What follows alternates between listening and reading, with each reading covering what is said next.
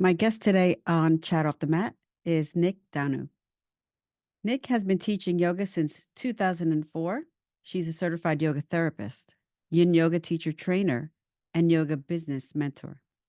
She lives in the enchanted city of Victoria on magical Vancouver Island, where she teaches yoga to misfits, neurodiverse, and alternative folks who are not human pretzels. Nyk is frequently interviewed on podcasts where she loves to talk about the business of yoga, Yin Yoga, and is the host of a Yin Yoga podcast where she talks about all things Yin Yoga. Welcome, Nyk. Thanks for having me. I'm so happy that you're here today. So let's just dive right in.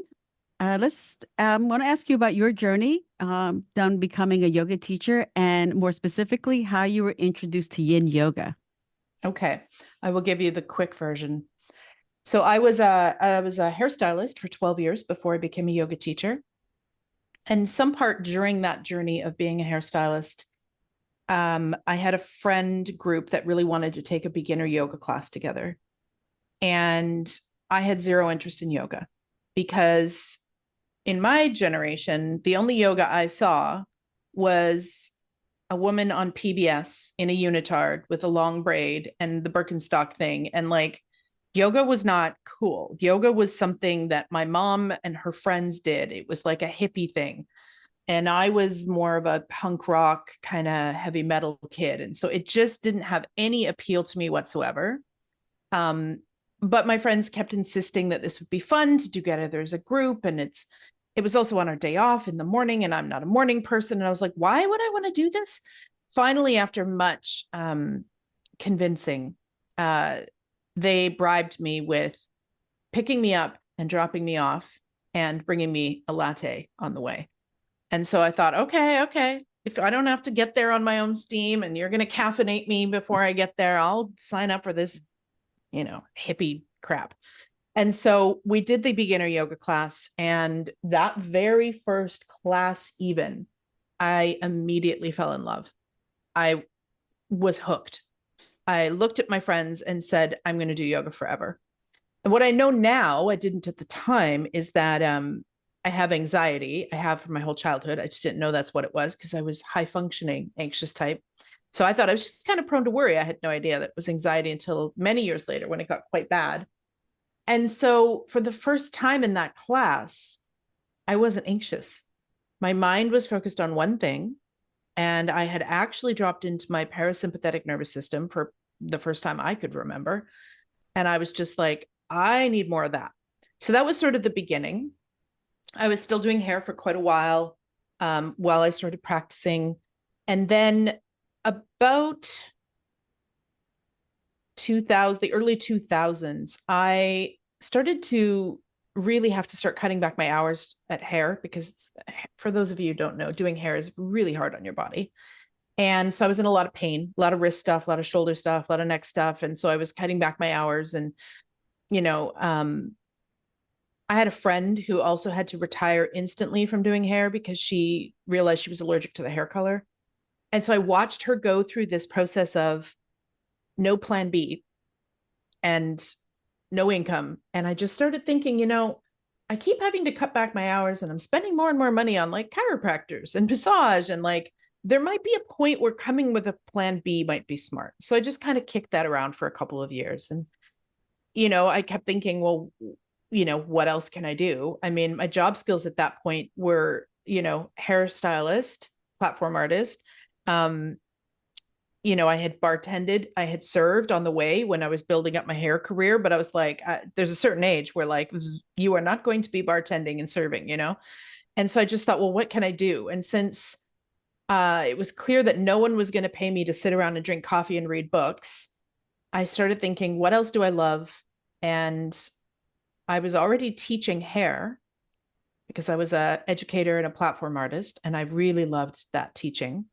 And so I started thinking about it, and it was like, well, you love yoga and you love teaching. So, this seems to make sense. And so I started researching teacher training programs and did my first one in 2003, and we finished in 2004. And it was Iyengar based yoga. It wasn't an Iyengar certification program, because we all know that that takes, like a gazillion years, or anyone who's in the yoga community. But it was all of the teachers that taught us, except for one, were Iyengar trained teachers. So it was an unofficial Iyengar program. And so I graduated with this sort of alignment obsessed kind of yoga. And I was pretty committed to it, to be honest. Like, I kind of did think, I'm not much of a joiner, to be honest. But I did think, okay, this is kind of the way that I'm going to teach, this sort of alignment focused. But that being said, in my first teacher training, there were things about my body that nobody was answering. I'd ask a question about this weird pinching I'd get, an extended side angle. I'm like, why am I getting that? And I would get like answers that I'm like, that doesn't even make sense. So fast forward a couple years to 2007, and I'm a newly budding teacher, and I'm still teaching this kind of alignment focused Hatha thing. And I'm walking down the street, and I stick my head into a studio that I never go to because it was an Ashtanga studio, ironically. But I just wanted to buy a prop for a friend for her birthday. So I walked in, and just as I walked in the door, there was this poster board with a poster of Paul Grilley's head on it saying, Yin Yoga workshop. Now, I didn't know what Yin Yoga was at all, but I had Paul's Anatomy for Yoga DVD. I had bought that probably pretty early on when I graduated, maybe a year and a half in, because I didn't feel like I had enough anatomy knowledge. I was in a bookstore back when we all bought things like this at bookstores. I saw the DVD and I was like, oh, Anatomy for Yoga. Didn't know who Paul was. They had me at Anatomy for Yoga. Right. And I grabbed it and watched it, and it completely blew my mind. Not only did it blow my mind as far as like what was happening in my own body and all these questions that had never been answered in my previous training, but also I started seeing my students' bodies completely differently. And it had already started infiltrating my teaching. Like, I no longer said, bring your feet together in Tadasana.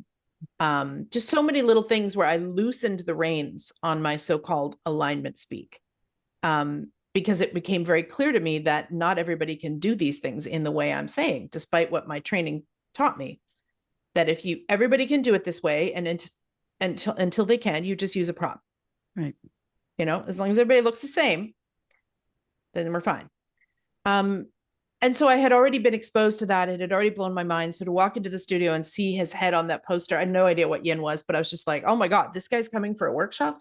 And it was summertime. So I happened to have a Saturday off, and I was just like, done, like, take my money right now. And so I did that workshop, and it was mind blowing, not only because we did go over some of that information from the DVD, but in more detail, but the practice itself was, for someone like myself who had been, I had been in the past a competitive bodybuilder. So I'm not the typical yoga teacher body where like everything's flexy and I'm all hypermobile. No, that is not the case for me. Which is why Iyengar yoga was actually a good fit, because I could use props for my type body. There were certain areas where I was gifted, but for the most part, I was not a bendy Barbie type at all.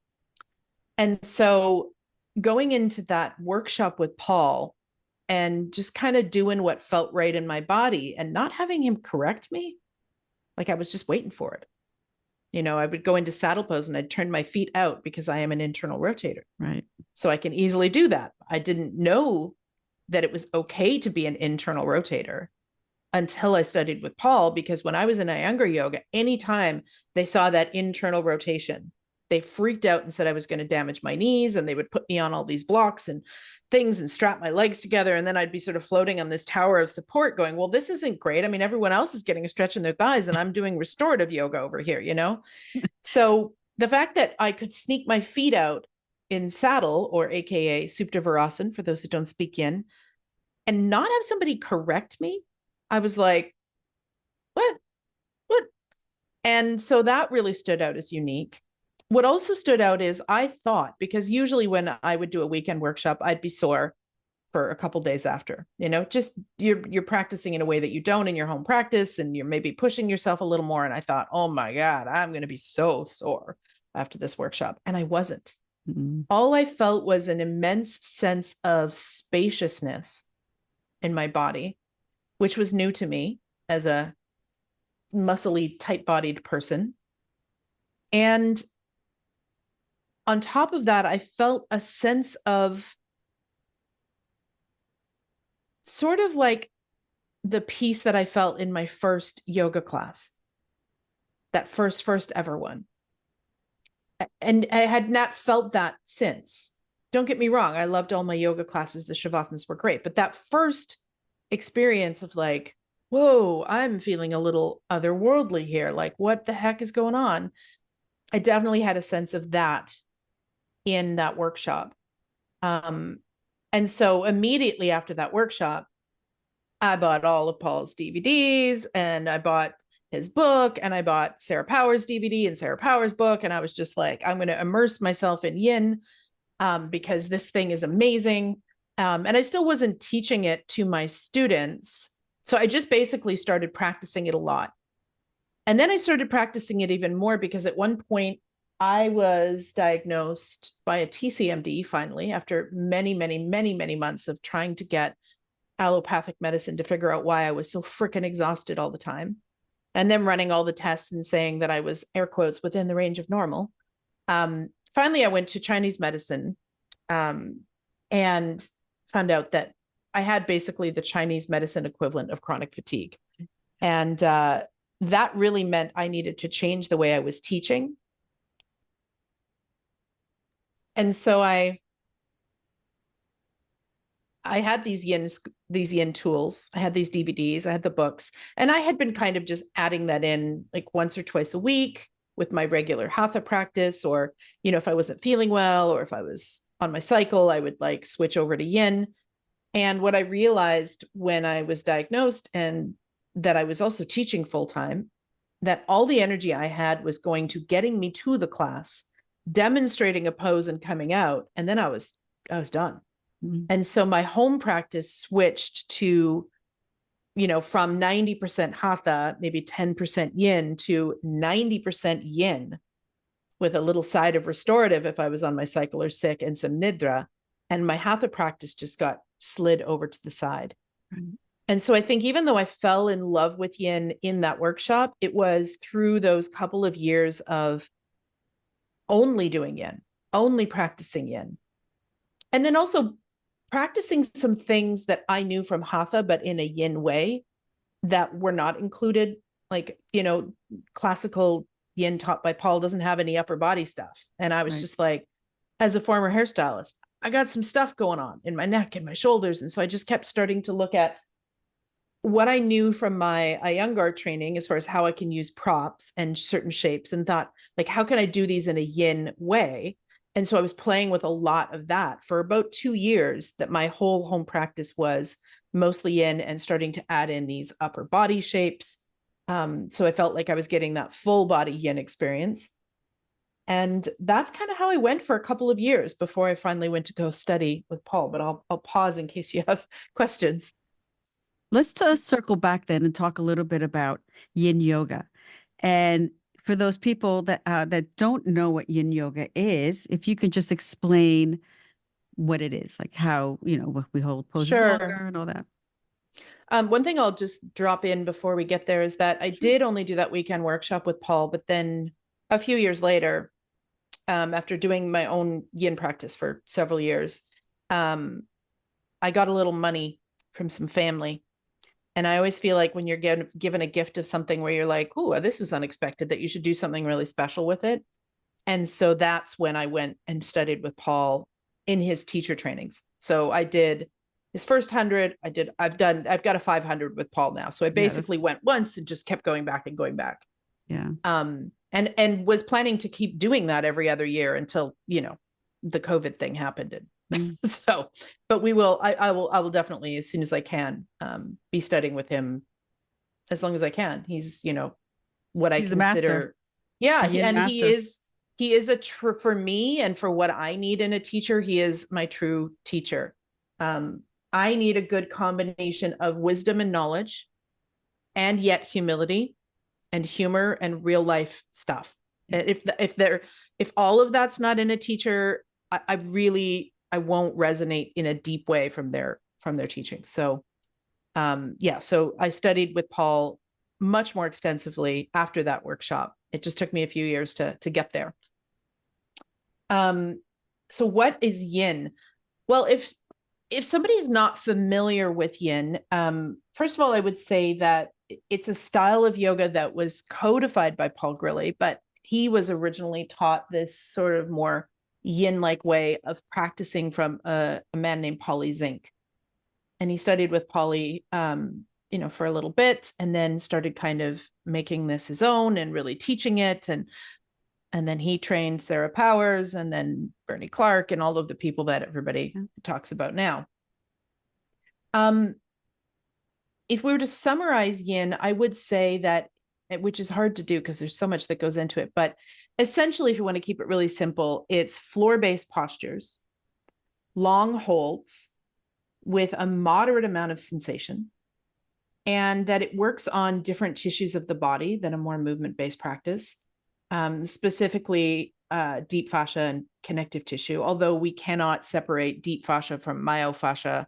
I know that sometimes we say that for simplicity's sake, for kind of ease of use for students to understand, but you can't separate your fascia. It's not like this fascia is disconnected from that fascia.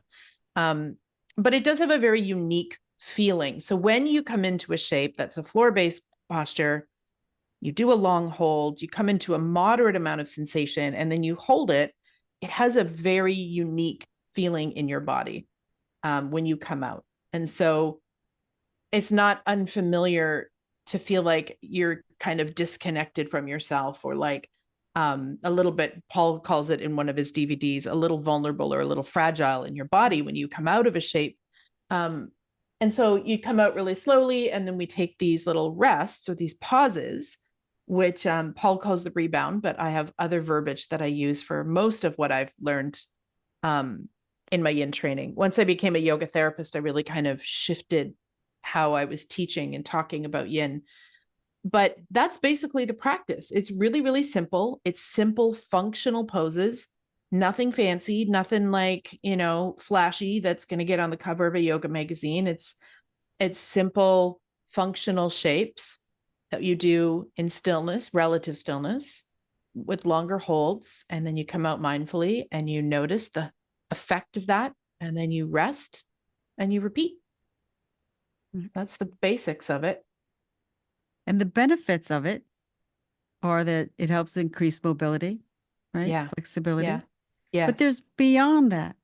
So it's not just, as my husband likes to call, I'm going to quote him on this one, a deep stretch. He's always looking for that deep stretch, but it's not always about this. We could talk about the stretching later, but talk about a little bit about what it can do for our nervous system, because that's a real benefit. Yeah, fascia is a great nervous system conductor, first of all. So, there's so many of our nerves that are interwoven in fascia. So it has the effect that way. But also taking the time to settle on the ground is grounding, pun intended. And to slow down and to become still.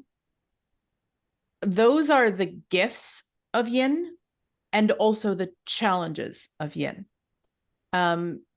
In our culture, where we are in this crazy rat race and we're constantly moving and going, and and we were like this even before smartphones, and now it's just even worse. It's like nobody's unplugged. People aren't taking that still, quiet time regularly to shift into their parasympathetic nervous system.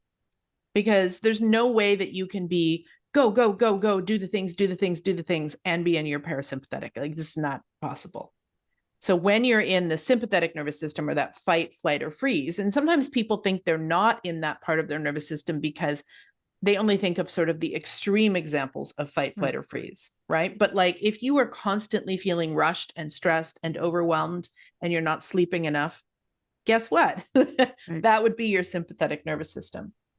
So Yin invites us to slow down, to settle on the ground, to drop into ourselves, and to notice what's there.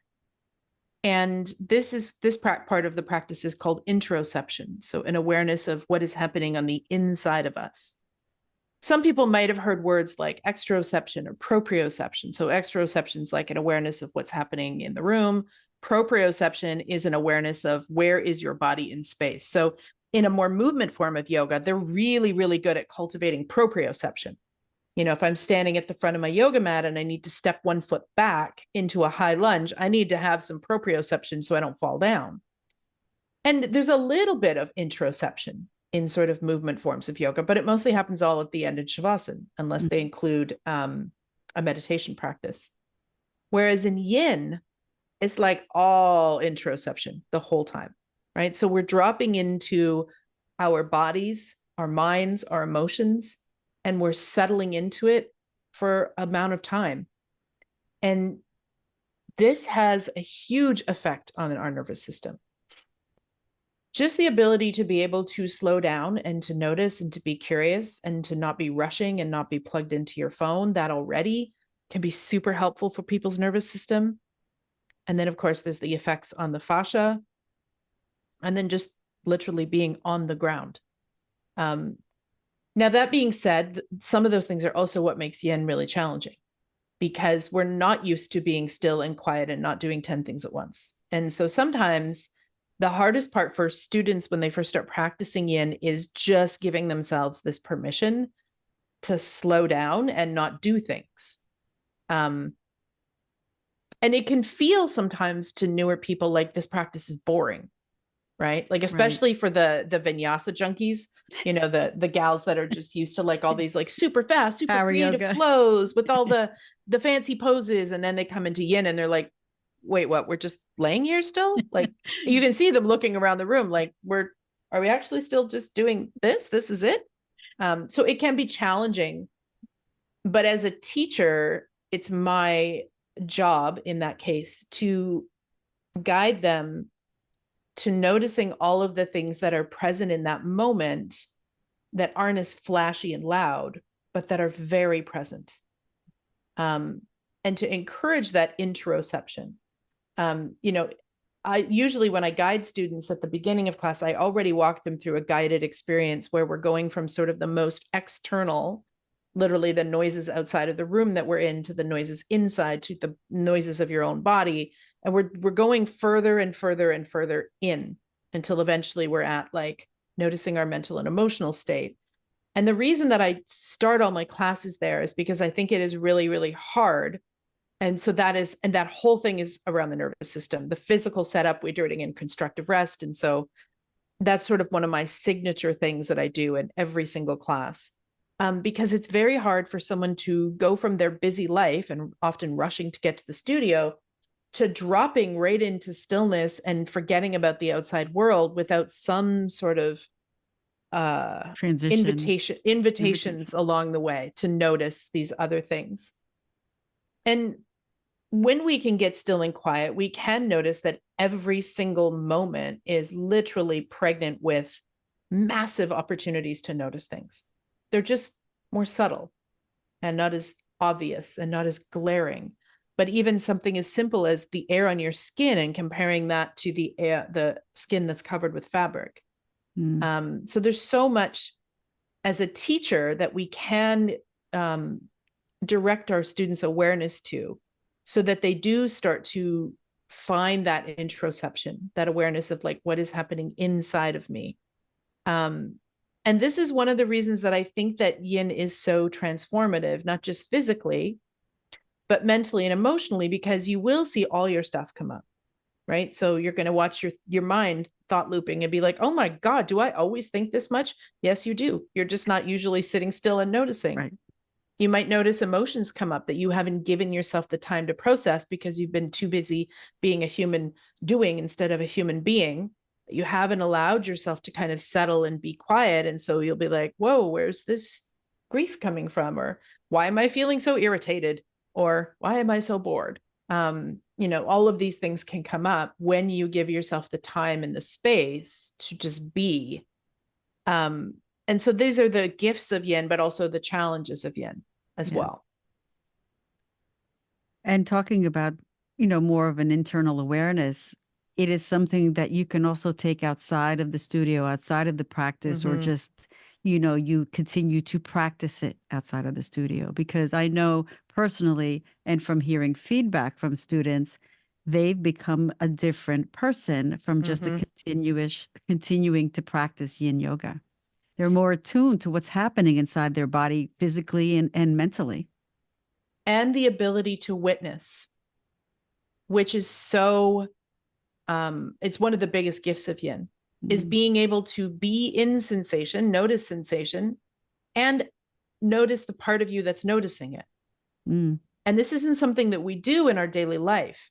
And so if I can be in a pose, I'll pick one of my least favorites, dragon pose, a low lunge, and I can hang out there for 2 minutes and notice the sensation in my leg, but also notice all the stories that my mind is telling me about that sensation in my leg and about that teacher and about this pose and about my body and how I hate it all and la la la la la. But I can watch that script unfolding with this other part of my mind known as the witness, and can like go, huh, look at you just going on a little tangent there mentally. Like you're going off about this pose, and is any of that even real? And so when you cultivate that ability, that sort of witnessing consciousness, that curious, I don't want to say detached because I think that's not the right word. I think unattached is a better term, but that curious sort of unattached, bigger picture part of yourself that can observe your direct experience, that is also something you take out with you. So when you're on the street and buddy cuts in front of you, and you watch your tendency to want to like about it, you notice right there, you're like, oh, okay, look at me there, going off again on a tangent. And then you have the ability to respond in life instead of react in life. And I would say that this has probably been both with my yin and my meditation practice, because I don't really separate those two. I mean, I do in practice, but they're same to me. Right. That has probably been the biggest gift for me of a yin practice, more so than the physical, more so than the nervous system, more so than the flexibility, is that I'm a kinder human now, because I now know how to pause and go, I'm feeling triggered here. What's that about? What's going on in this mind of mine? Is that even true? I have that ability to just very slightly step outside of the direct emotional mental experience that I'm having in that moment and observe it. That gives me the power then to respond instead of react, which means I'm less likely to be going off on people or judging people or criticizing people, or at least that if I do, I notice it either before, during, or right afterwards. I'm like, oh, that was not skillful. And I would say for me personally, that has actually been probably the biggest benefit of the practice, is that I'm much more patient and compassionate and loving and kind, not to myself and to my community and to my loved ones, and then thereby to the whole wide world. And that's been the biggest benefit of the practice, and the most unexpected, actually. Oh, I love that. It's beautiful. Thank you. Thanks for sharing that. I expected looser hamstrings. I did not expect that. I'd like to talk about, you're a therapeutic yin yoga teacher or a therapeutic yoga teacher. Can you talk about what that is and how you either teach that or how that is all a part of your life? You could share that. So yoga therapists in general. So I think most of us know, if we're teachers, but the public may not know, that yoga is not a regulated industry. Like, we're not licensed. So let's just get that out of the way. Whether that's good or bad, that's a debate for another time. Yoga therapists have typically an additional 800 hours of training on top of what the average yoga teacher has. And that training is highly focused on almost yoga as medicine. And so you learn a lot of things about, being trauma informed, about mental health, physical conditions. You learn about things like arthritis and cancer, and so most of the programs give you kind of an overview of everything you would need to begin to to practice yoga in a therapeutic way, as opposed to just a, isn't this fun way? Mm. And so how that changed for me even before my yoga therapy training, because in fairly early in my teaching, I kind of got just thrown at me. The universe just kept throwing this back pain class at me, and I kept refusing it. And then it just kept showing up. And which is weird because I had back pain and I had done mentorship with a yoga therapist who taught yoga for back pain. So I don't know why I was like so stubborn about it, but I was. And so then I took over a back pain class, and that class led into another class and another class. So I'd already been working therapeutically with people and a bit obsessive about how yoga can help or hurt those with back pain. And a lot of the average yoga classes out there are not good for folks with serious spine issues. And so I already was in the frame of mind of learning to take, okay, I have this 60 minutes or 75 or 90 or whatever it is. And this is what these people need. What from yoga am I going to pull? What tools, which asana, which breath technique, etc., so that is all supporting the theme of this class and what these individuals are struggling with. So that is kind of the biggest difference between a yoga therapist and the average yoga teacher, is that my yoga practice what I do with my students might, even whether it's yin or not, might not look anything like the average yoga class that you would see at a studio, because I'm specifically focusing on, so the two kind of therapeutic areas that I tend to work on are back pain and anxiety. And so if I'm teaching a back pain yoga class, you're not going to have your warriors and your sun salutes and all of that, because I only got this much time and I'm going to use what's going to be of best service to that community. So it really is it's a whole extra level of training. It's quite vigorous. And then there is sort of a certifying body, not a governing body, because yoga is not regulated, called the International Association of Yoga Therapists. And the training that I took was registered with the International Association of Yoga Therapists. And so that was something that was important to me, mostly just because I didn't know how important it would be in the long run, but I thought if I'm going to spend all this time and money, I at least want to be able to register. And it changes the way you teach completely. Where I had a little bit of a crisis of faith partway through my yoga therapy training was because I was already a yin teacher. I mean, other styles of yoga too. But when I started studying my trauma module, it became really clear that a practice like yin, which was still, quiet, long holds, was going to be tricky for certain populations. It's tricky. I mean, it's a difficult practice for a lot of us, but for certain populations, doubly, triply so. And I wasn't sure in my yoga therapy, and I still don't necessarily, that I wanted to focus on, I wasn't planning on teaching in rehab centers or, hospitals or anything like that. But it became really clear to me that according to the trauma center's definition of trauma sensitive yoga, yin didn't fit.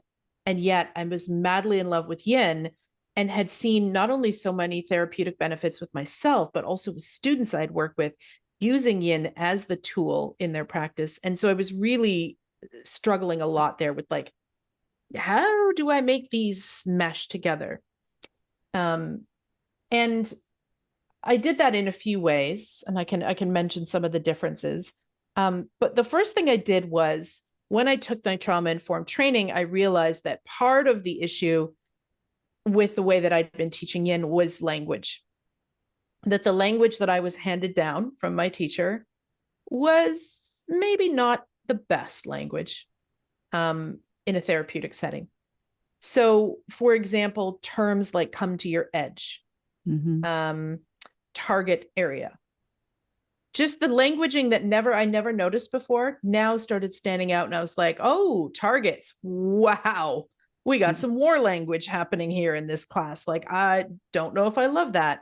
So there was some of the languaging that I wanted to find a way to change. And some of it wasn't like, because I was worried it was triggering, but it just didn't feel accurate to my own experience. So for example, the word rebound, which is one that Paul uses and most of his teachers use, to me, I never felt in my body like that was a rebound. It felt more like a resonance or a linger in my body. And so I just started looking at the languaging I was using. And I was very lucky that while I was in my yoga therapy training is when I did my, up until now anyways, it was my 500 hour with Paul. It was my last 100. I paused one weekend workshop in my yoga therapy and flew off to California and did some training. And so I was able to speak to him in person about this. And I just said, I'm struggling a little bit with, I know how therapeutic this practice is. And yet, things like languaging and this, and like, I don't know what to do with this. And he looked at me very matter-of-factly in a very Paul way and just said, well, you should use whatever language works for you and your people.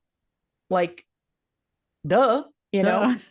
like, but it is unusual. Paul is so not attached to things being his way and to people just blindly following whatever he says and does as a teacher, and that is unusual in this industry. Usually teachers they're a little bit more egoic and kind of like my way or the highway. And so I was like, oh, okay, I should just use whatever words work for me and my students. Cool. And so I went back home and I just started looking at the words that I wasn't in love with and going, okay, well, what other word could I use there?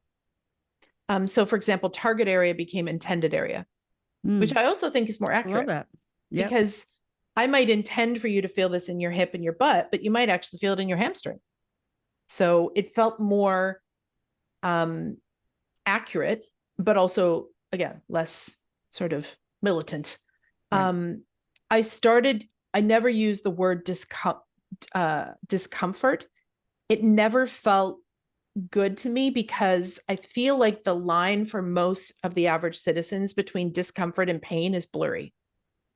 I think if you went up to the average person on the street and said, what's the difference between discomfort and pain? They'd be like, I don't know. So I just started saying uncomfortable, which people might think is splitting hairs, but to me, uncomfortable is very different than discomfort, which starts to move into that possible pain range. Right. I started saying, my training said take people to 70%. I started backing that off and saying, let's go for 50 to 60% of the most we could do. So for two reasons. One, because I end up with a lot of A-type people in my classes. And so if you tell an A-type personality to do 70%, they're doing 110. So that was one reason. So true.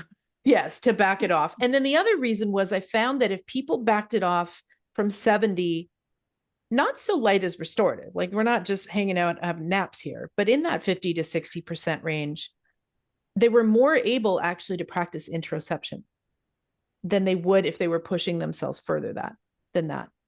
So I started bringing that in. So those were kind of some of the big changes from how I was trained with Paul to kind of making this what I call now therapeutic yin.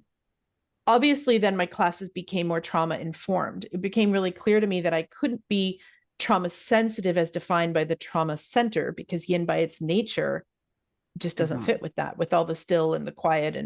But that I could take my classes and I could make them as trauma informed as possible. And so things like changing my language, letting students know when I was going to be moving around the room was not something that ever occurred to me before. The words I use, the environment, the agency and options that I give people. Now, luckily, that didn't have to change with Paul because Paul, the whole point of learning about skeletal variations is to understand that we are not all same. And so I've always, ever since my first, watching Paul on that DVD years ago, had already been super open with agency and options and like, maybe you try this version, maybe this works for you. Oh, that's not working for you. Let's try something else. So I didn't need to change that, luckily, from my therapeutic training. That was already very ingrained in me that everybody's having their own unique experience, that I need to give them lots of options and that they have agency to choose an option that isn't one I gave them. Right. Yeah, I also don't like the term, even though it's technically medically accurate, that we're trying to stress our tissues in yin. I just think from a lay perspective, does anybody show up to yoga to have more stress going on? No, they don't. So I just don't remove that. Healthy stress, Yeah, I've heard. therapeutic stress, you could say. But again, I don't think that lands to teachers. I don't think that Right. lands to the general Right. public. What So do you use? I just don't actually. You don't. I just don't talk about. I Right. talk about the fact that we're accessing our fascia and what this might feel like in your body, and I talk a little bit about what fascia is, but I don't feel the need to tell them that I'm stressing their fascia. Right.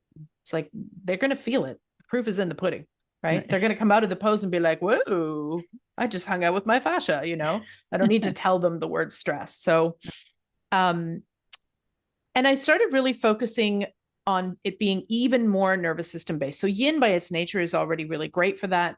But this intentional having everybody start in constructive rest, which if those aren't familiar, that's basically lying on your back with your feet on the floor, knees bent, although I add lots of props to that. So it's a little more of a Cadillac version.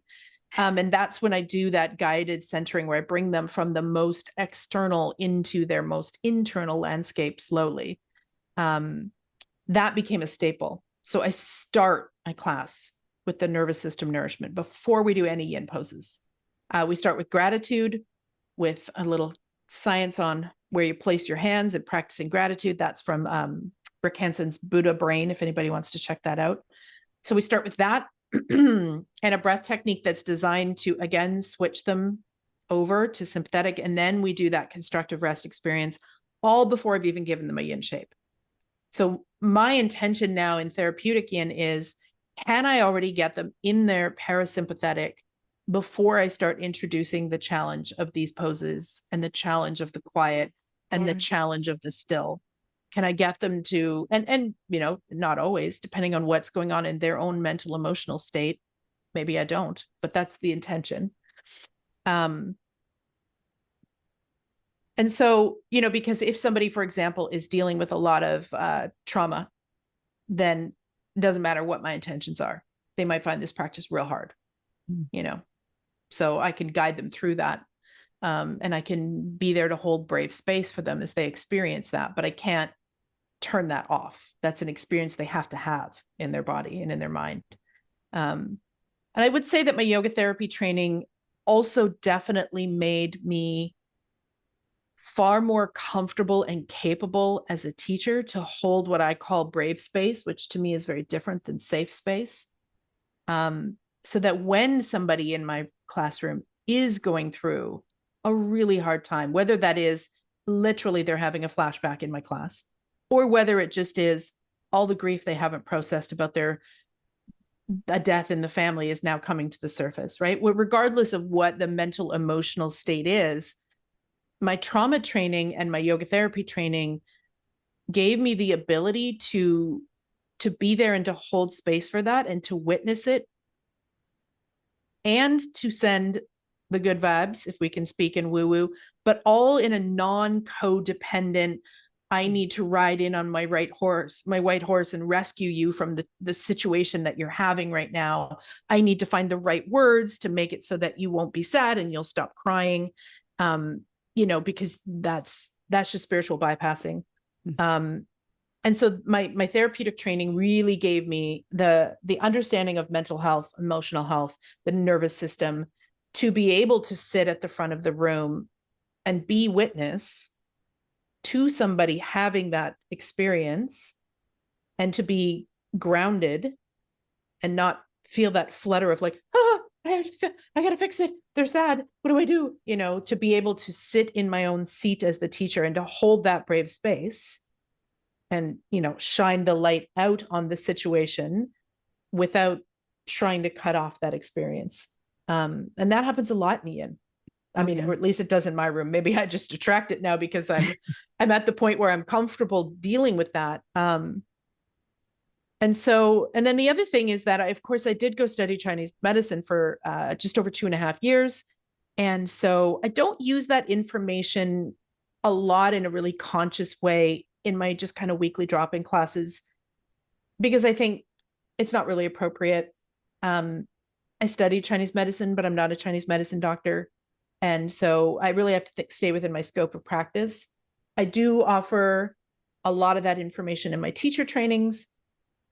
And I also do kind of have a seasonal, according to Chinese medicine and Taoism, like a seasonal approach to my classes. So what poses we're doing and why, but I don't announce it. It's not like I show up at the front of the room and be like, we are in the season of spring, therefore we will be working on this sinew channel and this. It's like, it just informs my sequence and the energy of the sequence, and I just do it. So I would say I'm gonna have to change my approach now, because I come in and announce with with all this glory and I think that that's safe if you're doing it from like a seasonal Taoist perspective. But I think where it gets tricky is, as teachers, if we start talking about too much Chinese medicine stuff, and we haven't studied it, and we're not a Chinese medicine practitioner, right? And then teachers, and I see this all the time because I train teachers, so I witness this all the time. So here's an example. Even somebody who took my 2 levels of my yin training. So she took the one I used to teach at the therapy college, then she took mine, and she did mentorship with me. And yet still, I witnessed in a Facebook group, in this yoga therapy community, one of the students saying, I have a student who's really grieving. What can I do to help them? And the first thing that this person that I'm speaking of said, oh, you need to work on their lung meridian. I was like, whoa, whoa, whoa, shut the front door. No, like, please do not take this incredibly wise tradition and oversimplify it into these little cookie cutter answers for people. That person, if you start blasting open their heart and chest, I mean, that might be the worst thing for where they are right now. And so this is where I think that sometimes, and I make my students swear, I'm like, we all raise our hand, and I swear I will not go around pseudo-diagnosing people with the little bit of TCM knowledge I'm about to learn. But I do think it can be really helpful for seasonal transitions, and even just as a teacher, having an understanding of my students' mental, emotional state. So, I might see them grieving and think, okay, lung, but I'm not diagnosing them. I'm not saying it out loud. It's informing how I work with them, the presence I hold for them, the space I hold for them, but I'm not pseudo-diagnosing. I know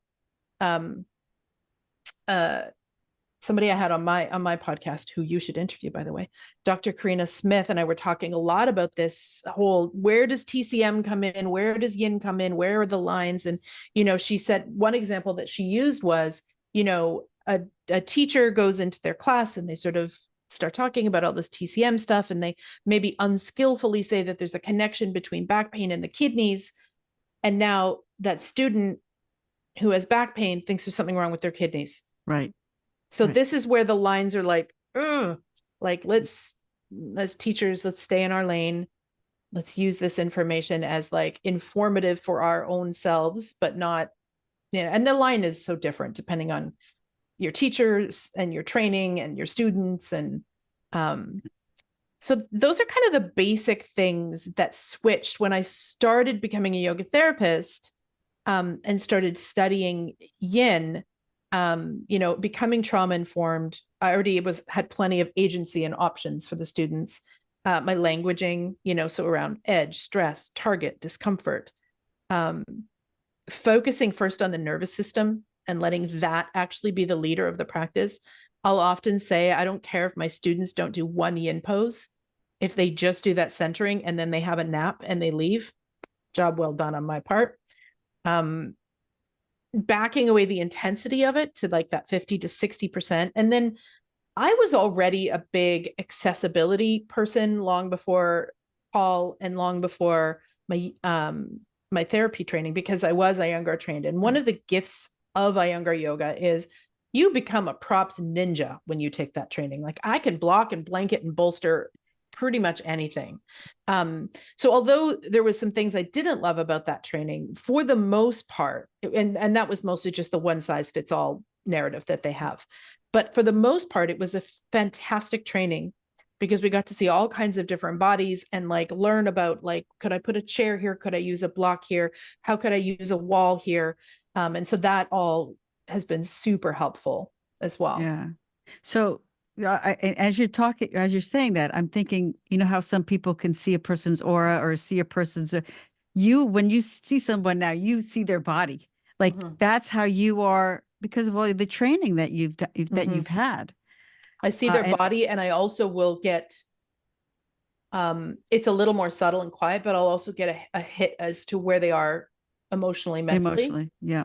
But that's a little quieter for me. I'm still honing that. I'll have to kind of be in a really grounded state myself in order to kind of get that hit. But so my Iyengar training helped with that. Obviously, my yoga therapy training helped with that. Studying with Paul helps with that because there's no this one size fits all. So all of that went into it. But I would say even in my family of origin, not to get into my very messed up childhood, but I will just touch on this one part, that I was the eldest child of a complex trauma survivor. My mom was a, largely single parent. We saw my dad's, but, on the weekends. And so because of that, and she was an addict, I was the one who was the helper, right? Like I made sure that my sister was taken care of. I was the one who could scan the room and instantly see if somebody was uncomfortable or someone was going to go off or something needed to be adjusted. And although, for many years and many years of therapy, that was something I lamented, it's also given me this incredible gift that when I'm at the front of the room, I do see exactly when someone's uncomfortable. And I know where to put a blanket, where to put a block, maybe what I could say, and not to take the discomfort away with what I say, if it's mental, emotional, but to allow them to understand that this too is part of the process.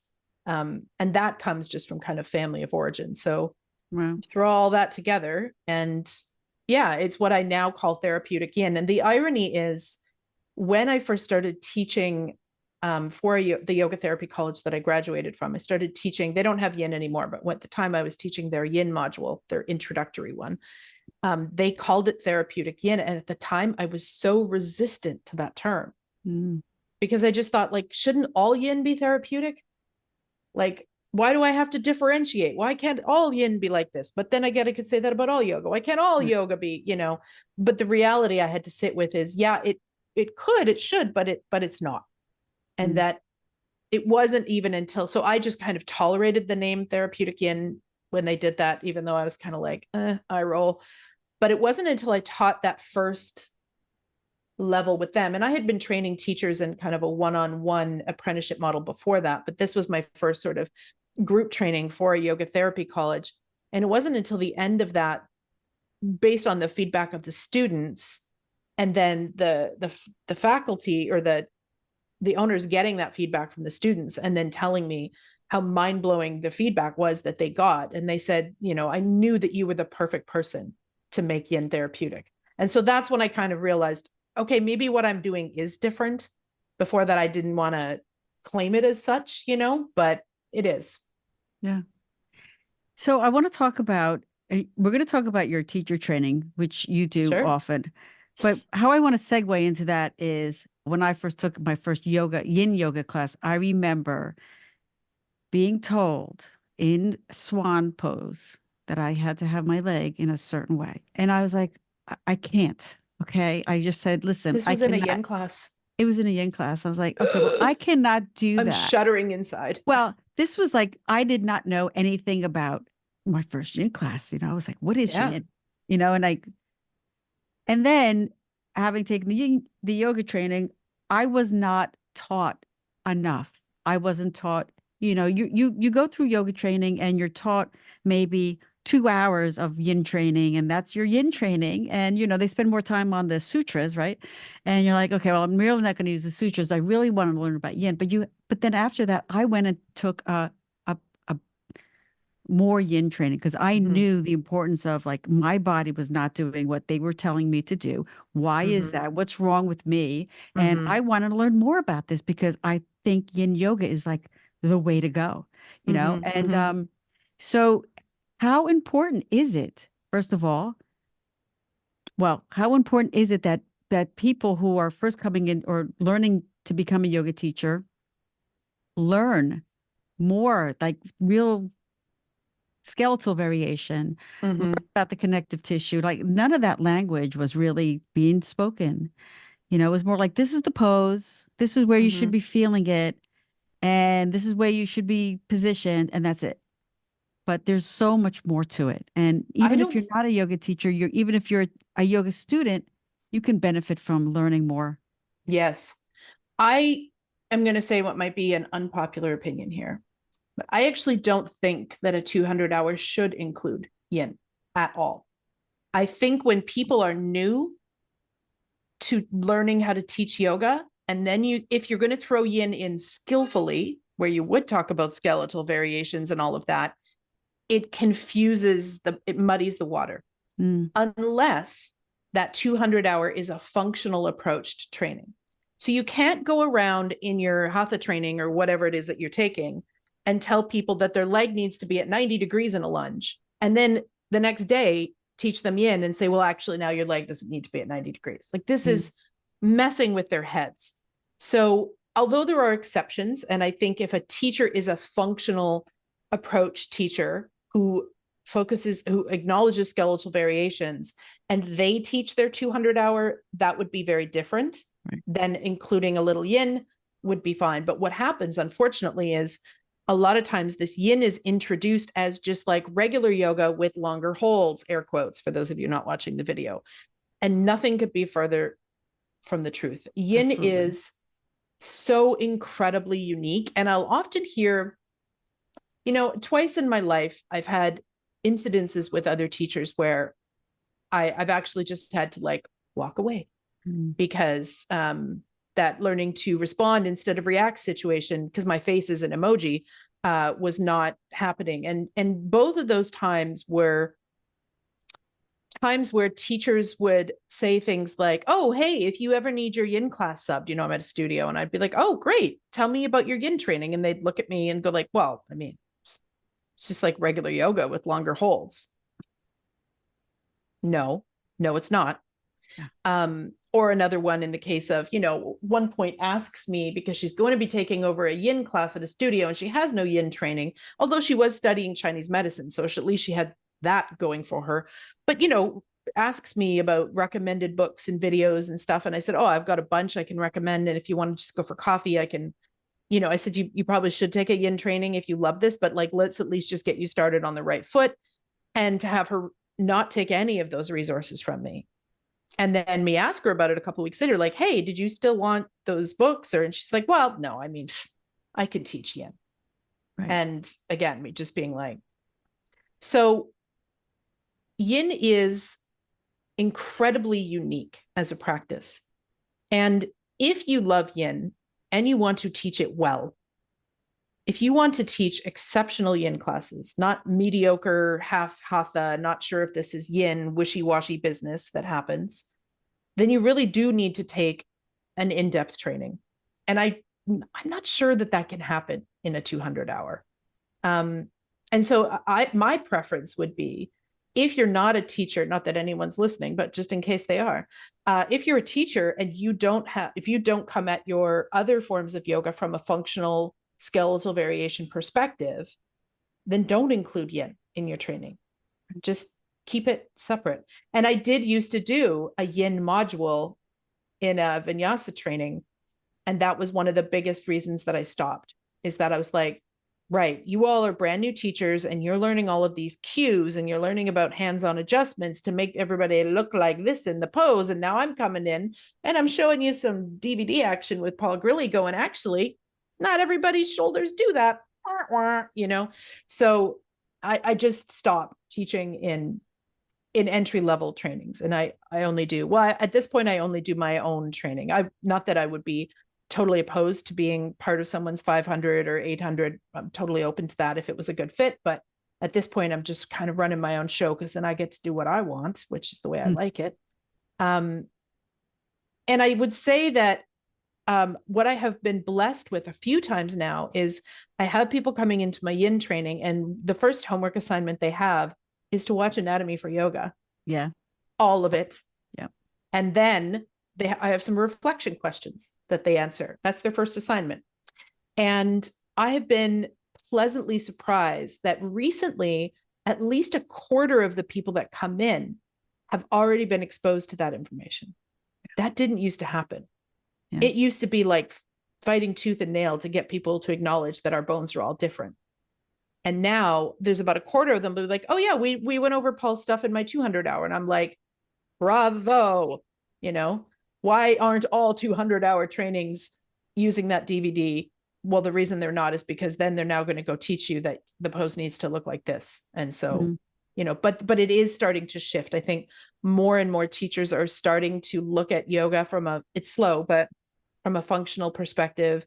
Right. And then that, of course, allows for skeletal variations. Because if you're like, the point of this pose is to feel a stretch in my hip and my butt, then it really doesn't matter what position my shin is in swan or pigeon, does it? Right.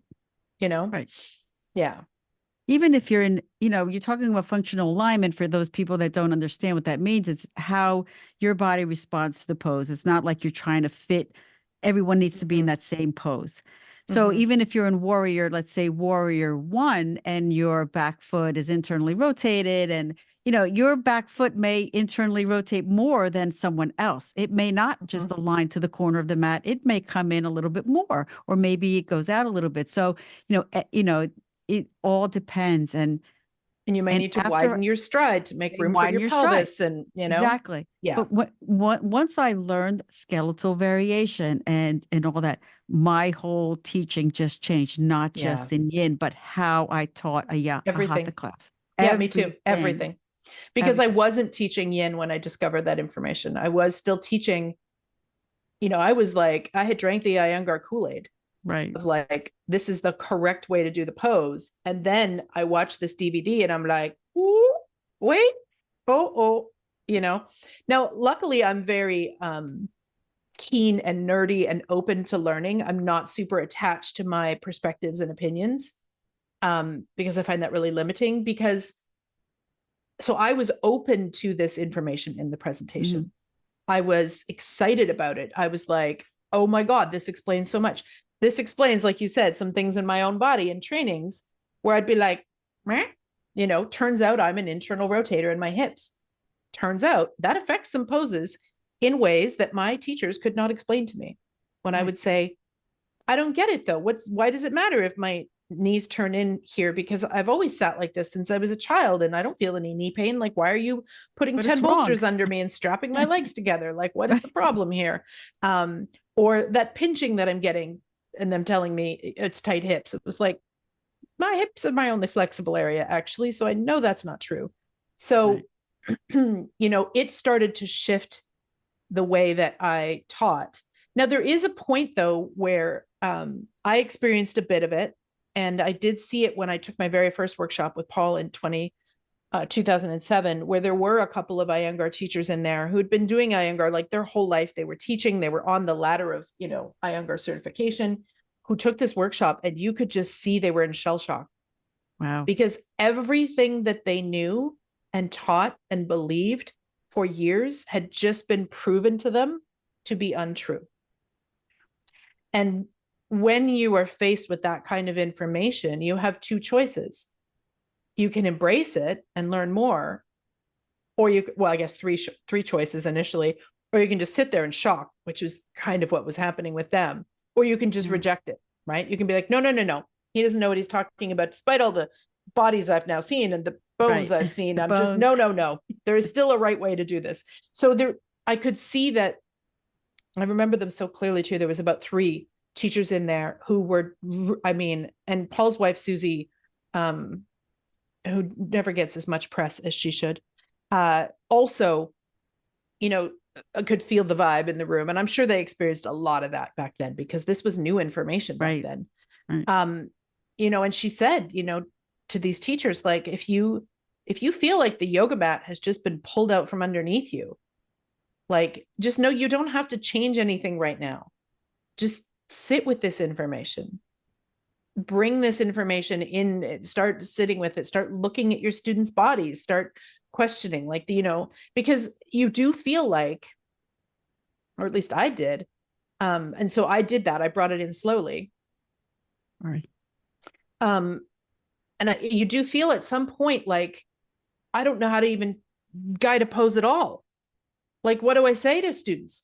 Stand up? Like, because you start to realize there's so many differences in skeletal variation that all of the cues you've learned could not be accurate for somebody. And so it does leave you a little bit kind of like, how the hell am I going to go home and teach Warrior 2 now? Right. Or how am I even going to teach Tadasana now? Now that I know that some people internally rotate, some people externally rotate, but some people can bring their legs together, some people can't bring their legs together. How do I like, this is the first pose. How do I get them to just stand there, you know? Yeah. And so it is a bit of a shock. And so I really don't think that that kind of information should be in a 200-hour unless the whole 200 hours taught that way from the start. Right. I agree with you. I'm going to put all your information about your teacher training. I know you have one that is coming up. I believe September. It starts. Yeah, if you're It's listening to this yeah. live, I'm gonna. It will. I'm going to put it in. I'm going to air this before your training so that people sweet. are aware. Yeah, of Yeah, course. Yeah, I'm here to support my guests as much yeah. as support the audience. But I do encourage everyone to check out your website and check out your training, because I mean I can actually sit here with you for another 2 hours and talk about this, because this is just my jam and I love Me this. too. Yeah. And more people are understand the importance of everything that you're saying. I mean, in the matter of, I haven't been a teacher long, but I've been studying a long time. I mean, I've been practicing yoga a long time. I have seen the yin gain popularity in the Mm-hmm. past several years. And Mm-hmm. I love that. And so Yeah. more and more people, more and more It's so needed. teachers. Yeah, absolutely. More, but we need the teachers to understand how to teach it, Mm-hmm. because Mm-hmm. we don't want to, I don't want to have to go around and unteach what Yes. these teachers are teaching. Clean up So the it's mess. people, Yep. yeah. So it's people like you. Exactly. So it's people like you who are putting in their time and effort, who are learning and investing in yourself so that you can teach others and we can spread the love of yin all Mm-hmm. over. Right. Yeah. I would So, say if there's yeah. a yoga teacher listening to this who has been teaching yin without training, please stop. Because it really is. And I'm trying to be as gentle with this as I can because I feel very strongly about this, but it really is a case of you don't know all that you don't know Right. until you take a training. And then it's like, whoa, okay, I didn't have any of that information before. Yeah. Well, Yeah. I'm going to put in also the link to Paul's anatomy course. And yeah, just, people that are interested, start there and Mm-hmm. that will just blow your mind, and you're going to see things in a whole different light. Even if you So, don't teach yin, watch that course because actually a lot of people assume that that presentation is a yeah, yin. It's actually not. He's yeah, doing all hatha poses. So right. any teacher should watch that. Yeah. Yeah, that's a good point. Or any person, Yeah. actually. Yeah. Yeah. Even as a student, if you want a Yeah. better understanding of your own body, if you've come up with things in a class where you're like, huh, how come my body doesn't do what that teacher's Yes. saying? You know? We get that question a lot, right? On the side, Yeah. like, how come I can't?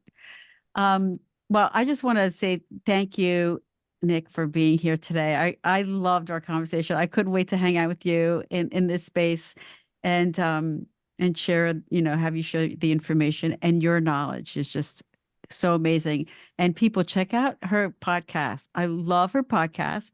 And I'm listening to it. I'm going to binge listening to your podcast and everything. So just, check her out. She's awesome. Oh, Fantastic. thank you so Your much. I gift. love podcasts are my favorite medium to connect with people. So thank Yeah. you for having me. Yes, absolutely. Thank you for being here.